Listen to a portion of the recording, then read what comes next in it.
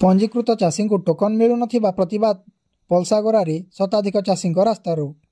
बौद्ध जिला कंटामाल मणुमुंडा 41 नंबर राज्य राजपथ फलसागर ठारे धान बिक्री समस्या को नहीं बुधवार सकाळ 6टारू शताधिक चाषी राजपथ अवरोध कर रास्ता उपरे धारणा बसिथिले। सूचना अनुसार ब्लॉकर लोकापड़ा और रुंडीमोहल सेवा समवाय समितिर शताधिक चाषी खरीफ धान बिक्री करने सरकार को नियम अनुसार ऑनलाइन माध्यम पंजीकरण करथिले। तेबे ऑनलाइन रे पंजीकरण करथिबा चाषी मानक मध्यरु किछि चाषी टोकन आसीथिले हैं अधिकांश पंजीकृत चाषी धान बिक्री करने टोकन पाई नथिले।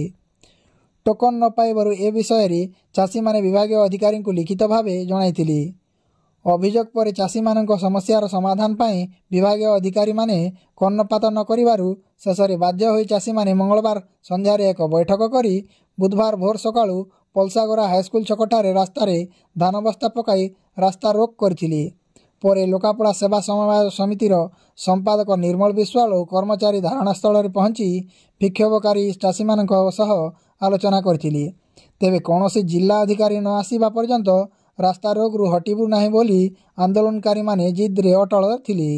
परे घटनास्थल में ARCS हाड़ीबंधु महाकुड़ और अतिरिक्त जिला जोगाण अधिकारी जानकी सिंह पहुंची कल्याण मंडप ठारे चाषी मानक सह आलोचना करथिले।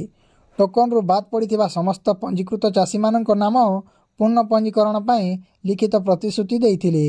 लिखित प्रतिश्रुति देवा परे रास्ता रोक हटिथिला। सकाळ 6टारू अपराह्न 1:30 पर्यंत दीर्घ 7.5 घंटा रास्ता रोक हेबारु रास्तार उभय पार्श्व बहु जानवाहन चलाचल ठप होइथिला।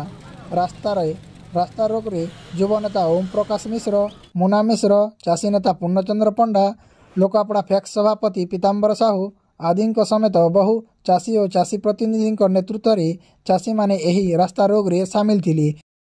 ब्यूरो रिपोर्ट बौद्ध टीवी।